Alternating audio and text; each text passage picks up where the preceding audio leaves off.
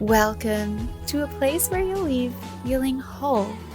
The Counseling Podcast brings at-home counseling right to you, focusing on self-care, self-expression, and breaking down barriers. Dr. Jaclyn and Dr. Stokes bring over 20 years of combined experience and a new sense of style to the word counseling.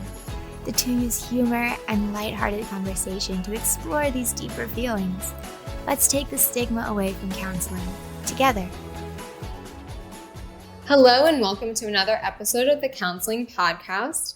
We have my friend and colleague, Beliza Perez, an LMHC, licensed mental health counselor and child therapist, and I will let her introduce herself today. Hi guys, I'm Beliza. I'm a licensed child therapist and qualified supervisor for interns trying to get licensed in the state of Florida. I've worked in community agencies, elementary schools, crisis centers, and now I'm full-time in my practice in Oviedo and absolutely love that. I'm a therapist providing services to parents, kids who are 6 to 10 years old, siblings, and my specialty includes anxiety, anger, and giftedness. All of my info can be found on perezcounseling.com, or you can reach out to me at Beliza at perezcounseling.com. Perfect. Thank you so much for being here with us. I'm excited. Yes, me and Jeremiah are so excited to have you today. Just so grateful that you're here today, Beliza. We have a lot of questions for you, so thanks for joining us. Awesome. First off, what is the most important thing in mental health right now that you see specifically working with children that you want to address? So I would say right now, with everything going on, kids need providers who really know how to work with them and who really understand their concerns and their issues. Children, their language is play. They are all about movement. They're all about connecting with somebody and feeling like they're safe and that I can connect with this provider. So it's really having parents be educated and know who to look for, and just finding a provider who knows how to work with children. I hear all the time, I get calls constantly. They saw somebody or who spoke to them. They just talked for 50 minutes. And I'm thinking a 7-year-old, talking will only get you so far. So really finding the right provider to connect with your child and with you. I think that's so important, Beliza, because I think so many parents, they don't recognize the importance and the necessity for play therapy. And I know I work with adolescents and adults, and I will have parents call me and they'll say, "Hey, I've got a 7-year-old. Can we bring him in?" And I'll say, "Okay, hold on. I provide talk therapy. We're going to need to find a play therapist." And so you make this really critical point about kids. You said they kind of express their world through play. Could you talk a little bit more about that? Yes. So children, when they're interacting in either a game or in even just a simple like coloring activity, they are more open to connecting. They're more open to expressing themselves. And it isn't just verbal, like they express themselves through play, whatever they're coloring, how hard they're coloring, the colors that they choose to color with. You can learn so much from a child just by playing a game with them. Typically, it's a therapeutic game, but a lot of games can be turned into therapeutic games. So, yeah. That's so interesting. And I love that you're so in tune with them. And that makes you such a good therapist because of your compassion with that. And how do you guide the parents to help them with their children to kind of get that communication out of their children, like when they're at home? So a lot of it is having parents observe the therapy sessions with child consent, so that they can see exactly what happens and what they can duplicate or try to replicate at home. Or a lot of times I meet with them separately, or, I'll take a few minutes either before or after I meet with the child and just give them tips and pointers. So usually a lot of it is just, instead of going in to try to solve a problem, which as a parent is that's just typical. We want to help our kid. We want to fix it. So what we do is we help them just to kind of connect with your child, just spend time with them, just listen to them. Don't go in to fix, connect, and then we can figure some stuff out. And it's actually easier once the child is in tune with you to figure some stuff out. That's a great point, because I know as parents I think it's our natural instinct to just, okay, something's wrong, let's fix it. But it sounds like this attunement piece and being able to connect with them, and it sounds like as parents we can learn that through the play therapy process, Lisa, right? So Yes. talk a little bit more about how you might integrate parents into that process. So usually, when we meet for probably the first 1 or 2 sessions, I let them know from the beginning that this is very interactive. That although there are a few, some sessions where I might be meeting with mostly the child alone, I require the parents to be engaged and willing, and in just thinking about being open to being involved in the therapy sessions, and just getting them to think about what their goals are.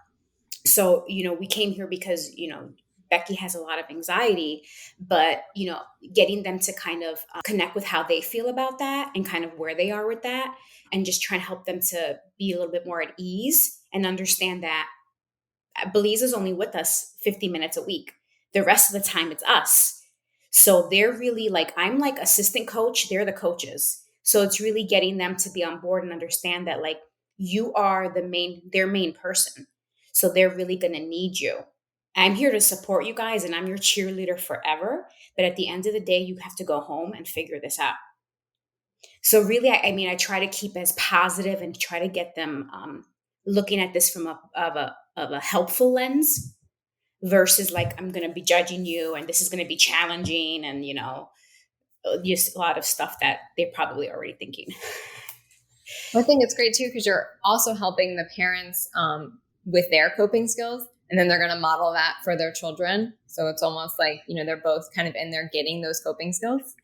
Yes, and I think a lot of parents don't realize how much their child is watching them with and without words. Children see through every sense. It isn't just, oh, I didn't tell them that, or they don't know that. They felt that. And I think a lot of parents, for one reason or another, don't realize that. So it's helping them to understand that they feel everything. Children, in order to survive, that's how they figure it out. Is they're relying on all of their senses. They're relying on everything as they develop and grow. So it's really reminding parents that how they cope is how their child was most likely going to cope. So if they can work some things out, the sky's the limit for their child. Of course. Is there one specific or common issue that you've been seeing lately or within an age range of what you've been seeing? Yes. And this is definitely COVID related, but even like pre-COVID, I want to say maybe the last year before COVID, a lot of anxiety, but now it's skyrocketed. And, separation anxiety, I'm seeing that a lot where kids are missing their parents. They were, homeschooled for 6 months to a year, some kids even longer. So they are definitely experiencing that disconnect from the parents who were home with them. And just a lot of technology. So just a lot of overuse or just extra use of technology that is contributing to a lot of their symptoms. Your approach sounds and I think this is important, very holistic, right? Because you've made a lot of references to not only what the child is struggling with, but you've made references to the parents and and maybe some of the things that they're not necessarily causing the problem, but perhaps contributing, and then their way of coping. And you're looking at things like technology and all these. So it sounds like you really consider holistically all these different variables that contribute to the child's mental health. Yeah. Oh, yes. And again, these things have just kind of come to me in my private practice over the last 5 years. I mean, just things that I've noticed, things that in a lot of trainings that I've participated in. We're in a world where there's just so much going on around us environmentally, just within our family system that we're not aware of that really impacts everything. And so I noticed that for my families who, when we address as many of those, I call it the onion, as many layers of the onion as possible, we just see the benefits. When we are aware of things and we start working on different layers, my goodness, the way that the positive impact is amazing. So there's something there. I know you brought up the electronics and children, and I know me and Jeremiah also have kids that probably use electronics. And I've seen with my own child that sometimes it's used as a coping mechanism. I'm like, no, let me replace that with a healthy coping mechanism so you don't get addicted to coping by using this negative outlet. What do you suggest for children, or do you give the parents any guidance? I tread carefully. Like once I build enough rapport with my families, and the families know that Beliza's one of our people. Beliza is not here to like judge us or boss us around. But once they realize that, listen, I have tools and skills and I have things that have worked, and that's, what I bring to the table. So once we kind of build that relationship, it's kind of reminding them of the balance of things. Somebody said this to me once and I loved it, and this is what I tell them, is technology is one of the things we use. It shouldn't be the main thing. We should have, outside activities. We should have, arts and crafts, for example. Maybe, we have two kids in the neighborhood that we do baseball with, on the weekends or something. Technology should be one of the things we're utilizing, one of the coping skills, if you will, or one of the things we do for fun. It shouldn't be the main one. Just because of all of the research coming out about the negative effects of technology with a growing brain. So, children as young as 2 or 3, even to teens, all of the brains, is still growing beyond then. So really just balancing it out. So sometimes I sit with parents and the kids, and we literally go through, what does your day look like?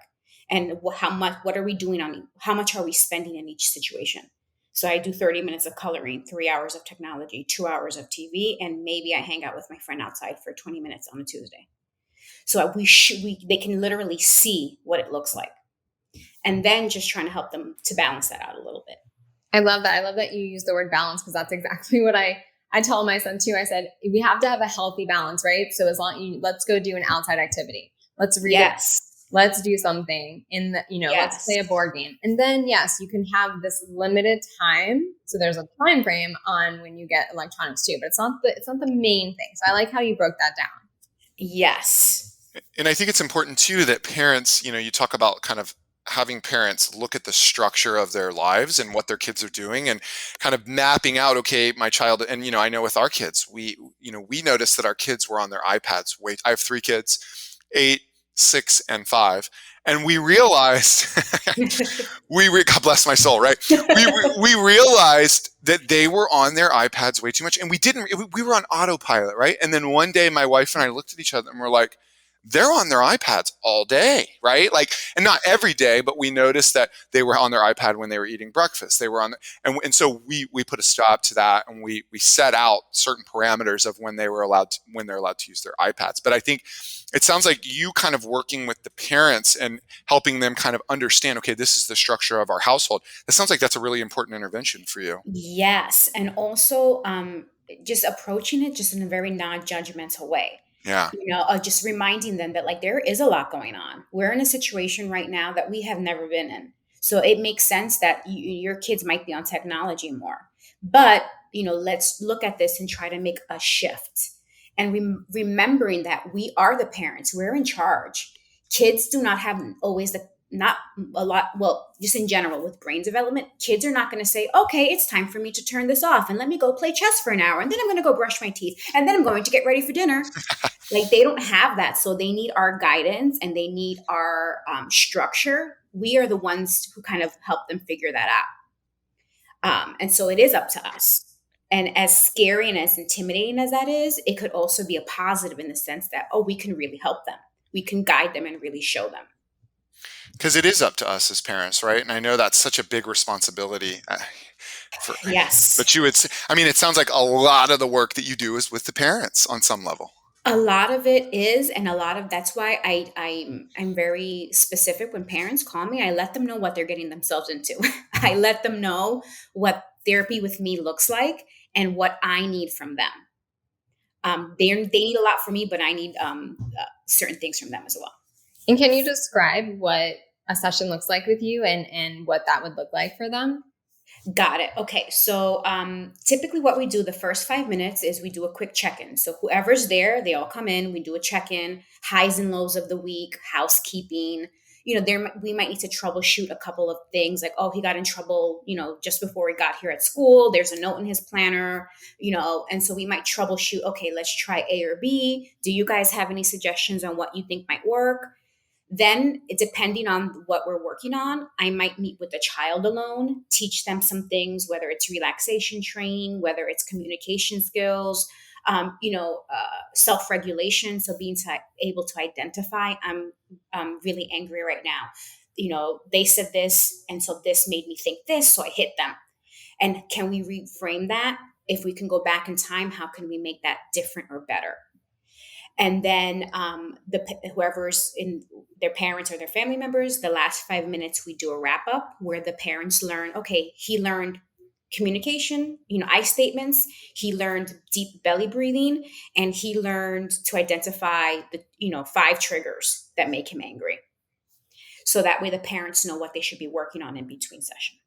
That's great. So that's typically it. Now for working on parenting things, the parents are in there with my client, and we're, either practicing certain skills, or they're watching me with their child. And then I might say, hey, mom or dad, come on in for this, or can you practice that with me? So just really working with everyone but giving specific people specific tasks. So obviously the kids are going to be work on identifying emotions, but then it sounds like you're also helping the parents attune to what's going on with the child emotionally so they can intervene in those moments. Correct. Can you give us an example of like how that might happen? If let's say a child's having a rough time emotionally, what might they be experiencing?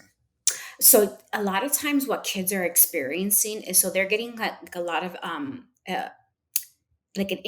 increased intense emotions. So a lot of times it's just like if they're really, really happy, and we see that 110%, they're flooded with a lot of, negative emotions. So I see a lot of like anger and anxiety. So they are just feeling like, oh, they weren't listening to me. They hurt my feelings. They, a lot of it is very much, self feeling really, really hurt. And then a lot of times they feel like now I have to do something about it. And typically it's not a helpful resolution. It's let me get back at them. So, but I do notice a lot of my kids, when we get kind of deeper into what's going on, as they grow and develop, like all of us, they're feeling judged, they're feeling misunderstood, they're feeling confused and overwhelmed because they forget that they're little people learning through life. I'm an adult. I've learned a lot of these things already. Right. My brain is fully developed. So they don't always understand why is this happening? And they always go to a negative place. Absolutely. It happened yesterday with my son. So I coach my youngest, he's 5. I coach his flag football team. And yesterday there was like a penalty. I put in air quotes. I mean, the kids are 5, but he did something wrong on the field that he was not supposed to do. And then the next play was starting and I was on the field with him he was really upset, really dysregulated. And he was not able to calm himself down, and I had to remove him off of the field, and it was really challenging. And kind of getting to the bottom of it, he was hurt and he was embarrassed because he felt like he did something wrong, and he just didn't know how to work through it and cope with it in that moment. And my understanding, Beliza, is that this is like a common theme for kids and parents all the time, and then the parents get frustrated, right? Oh yeah, and a lot of times we want them to get it. We want our children to don't cry. You're fine. Get back out there. And a 5-year-old does not have the developmental capacity or the emotional capacity to do that. They don't know. Their brain doesn't know how to do that, which is why they're on the floor screaming and yelling and, telling you that they hate you, because that is the only way that they do know how to react.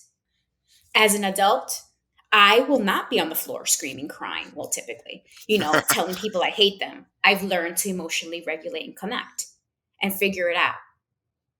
But children need our support, and they need to learn, okay, that right now your upper brain and your bottom brain are not connected.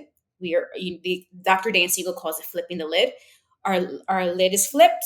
We need to take some deep breaths, or we need to walk or something to get our brain connected again. But again, as parents, we have to be regulated and calm to be able to help our child do that. So there's a lot of challenges going on at once. And that's great. And it helps with that inner dialogue too, that we all learn in those core beliefs. But if you're younger and you're learning how to identify those feelings and put a why to it, and okay, I can manage my feelings this way. Yes. And it's not my fault. Of course. Like I'm not just doing this because I'm a bad kid. This is happening because I don't know how to figure this out. But I can figure this out, and I do have a support system to help me. So helping them to make that shift. And I can be confident in myself of self-soothing now. I have the tools that I'm learning to soothe myself. And I don't have to act out maybe in a physical manner to get those emotions out. Or, that maybe 7 out of 10, 8 out of 10 times, I'm making it work out in a positive way versus it being this, complete meltdown on the football field. And, you mentioned, for our listeners, Beliza mentioned Dan Siegel, and Dan Siegel's a neurologist who writes a lot of books on the brain and kids and their brains. And Beliza, correct me if I'm wrong, but doesn't Dan Siegel talk about too that we need to connect with ourselves before we intervene with our kids? Because let's say our kids are dysregulated, and then we get dysregulated, and then we try to get them to do the quote unquote the right things. Can you talk a little bit about that? Yes. So Dr. Dan Siegel is fantastic. And for my busy parents, I always recommend, he has like YouTube videos, they're clipped and everything. You can watch a 7-minute video and gain so much information. I love him. Just the way he explains things. He is just, I'm definitely a fan of his. So he talks a lot, and I connect with this so much, is in order for us to be able to connect with our child, we need to be aware that whatever situation is going on with them, like they come home and they're, upset because of XYZ, we need to be very aware of how we get triggered from their situations. If we're not aware and we're not working on our stuff, we're going to get upset and we're not even going to know why. So we come into that situation upset. We can't help our kid if we're upset. So we have to, and, I work with my parents, just the basic stuff like breathing, like, the same identifying things I teach my kids. It's the same thing with the parents. What are we thinking? What are we feeling? And what action is coming out of that? And how can we redo this? And then, we might get into, parents getting their own therapy or working on their own things independently of what we're doing in their child's therapy. So important, because if there's an issue going on with the child on some level, it is a family issue, or it becomes a family issue, right? Correct me if I'm wrong, but we can't separate the two. If there's something going on with the child on some level, whether it's the parents need to find a different solution, or maybe the problem is an extension of their stuff, it's all kind of mixed in together, isn't it? It is, but I think that sometimes in order to be able to help our kid, is there a point where I can separate my crap from what needs to happen right now with my child? Because I can't, if I'm not ready, I can't regulate and work this out right now and also do that for my child. Like, one thing has to happen first. And I say that just because sometimes if we do take things too personally and we do over connect with everything, then that can cause, another issue too. So I guess it's knowing the difference. Absolutely. Oh, it makes complete sense. Having that clarity, right? And that's where a professional like you comes in, because I think a lot of times it's all mixed up and parents don't know. And maybe kids don't know either. And so you kind of giving them a roadmap. That makes a lot of sense. Yes. Are there any other tips or coping mechanisms for parents and children? Yes. One thing that I think is really important that we forget about is routine. So a lot of the kids I work with, one of the things that comes up the most is like terrible sleeping. So they either, don't go to bed on time, or if they do, they're in bed for an hour, 2 hours, and they can't fall asleep. So by the time they do, they wake up and they're just miserable the minute they open their eyes. So really trying to develop a better nighttime routine.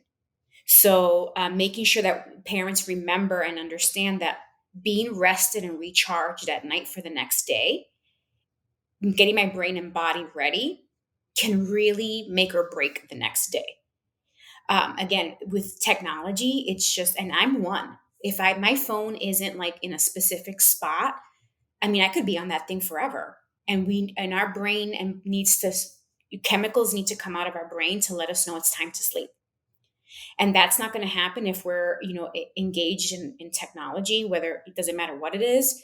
So making sure that parents understand, at least an hour, sometimes two before bed, no technology. They can color, they can listen to music. Maybe they're reading with a loved one, calming activities before bed. Dim light, cool room, dark room. Just things that will invite and you kind of cue my brain and body that we're getting ready to go to sleep. So that nighttime routine is super important. I think that's great. And for any age too. I mean, there's obviously age-appropriate different activities for different, of ages to do. But I think that's great. Even as adults, obviously we need that self-care, but so do children in any way they can get that. And again, they need to know that these healthy behaviors help us to have a good night and have a great day the next day. And another thing too is the things they learn in therapy. I kind of remind parents that we need to be practicing this, not just when we're upset, but when we're calm. Because when I'm calm and stable and everything's working, I can practice something and it becomes more of a habit. So just like with anybody, playing, if they're, on the football team, you're not going to practice once and learn everything. You need to continually practice so that you become an expert in that game. The same thing happens with the skills they're learning in therapy. Practice these all the time, not just when I'm upset. Because if I know how to use this, the minute I am upset, I'm on it.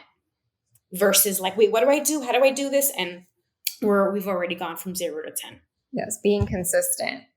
Yes.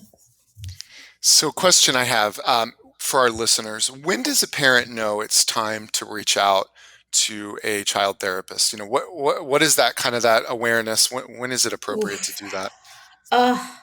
That's a good question.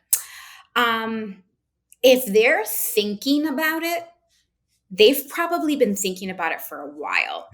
And when I say a while, I'm talking years, where they knew something was going on at 2 or 3, but my doctor says they'll outgrow it, or all my friends told me B, or I researched it on the internet and it says X.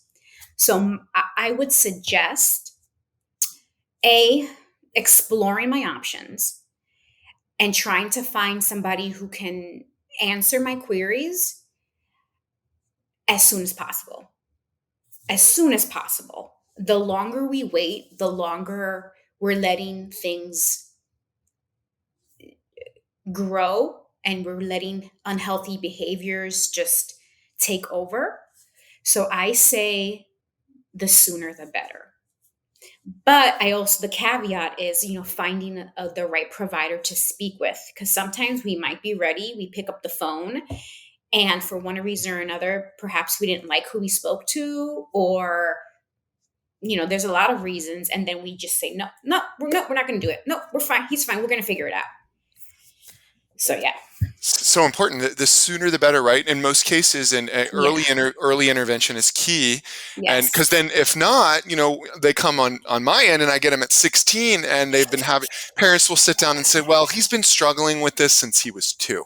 Yes. And a lot of times I want to say, well, why didn't you get him help sooner? But we know in our culture, in our society, mental health treatment still, we're getting better, but it's still stigmatized. So I think it's so important for you as a professional who works with these youngsters to say, hey, look, in many cases, get the kids in as soon as you can. And another thing I'd add, I see a lot of families who they did start at a young age. They got them into therapy or whatever treatment early, and it sucked. Yeah. They are literally the provider didn't speak to me, the provider judged me, or I felt XYZ, so we stopped. So one thing I really work with my parents on in regards to psychoeducation is, say, no, thank you, and move on to somebody else. And I tell them all the time, I am not the be all and end all of child therapy. I will make mistakes. I might say things and not even realize it, But if we have if we have good communication, if we can figure this out, let's do that. Because if I'm not the right fit, let's find the right fit for them. Because that is the game changer. If I find a provider who is great with my child, who is great with me, who has the interventions and therapeutic services and knows what they're doing, it is a game changer. But sometimes we just think like, oh, I feel bad, or they just stop therapy. And it's like, nope, on to the next. Please, let's find the right fit. It's frustrating, and yes, it can take a little while, but that connection is going to be the change that we're seeking. It's all about that connection. And we've talked about this on this podcast before in different contexts, is that for the listeners, please continue to look around. If that connection and that fit is not there, it doesn't mean that therapy is wrong. It doesn't mean that you're wrong. Mm-mm. It just means that it's not a good fit, but there is Correct. someone out there who is a good fit, no doubt. Correct. And I always tell my parents, my job as a therapist isn't to be offended. My job is to do my job. And that might mean saying, this isn't it. And let's find you the potential provider that's going to work for you guys. Exactly. I always tell clients, this is your journey. I do not take it personally, and you have to be comfortable, and this is for you. Yep. It is not about me. It's about them. And thank you so much, Beliza, for joining the podcast and sharing all this great information for child therapy. We so much appreciate it. And please tell our listeners again where they can find you. Awesome. Well, thank you guys for having me. This is very exciting, and hopefully some of the information that I've given you guys can reach listeners and really help them and their child get on the page that they're looking for, which it's so, so important. And I can be found at perezcounseling.com or beliza@perezcounseling.com. That's my email. Perfect. And she's located in Oviedo, Florida. Yep, Florida. in Oviedo. Thank you so much, Beliza. You're really very appreciate welcome. it. Thank you, guys. Yes, thank you to all our listeners taking the time to spend this with us today. We can't wait to spend time with you next time. We will see you then. Thank you so much for joining us here today on the Counseling Podcast with Dr. Jaclyn and Dr. Stokes. Please take this time to thank yourself for putting in the work. If this episode impacted you in any way, let us know with a loving and honest review. If you have any questions or want to continue the conversation from today, you can reach out to us at thecounselingpodcast@gmail.com, and we can answer your questions right here on the show. Or you can find Dr. Jaclyn and Dr. Stokes on Instagram at DocJaclyn and at Dr.Jeremiah.Stokes.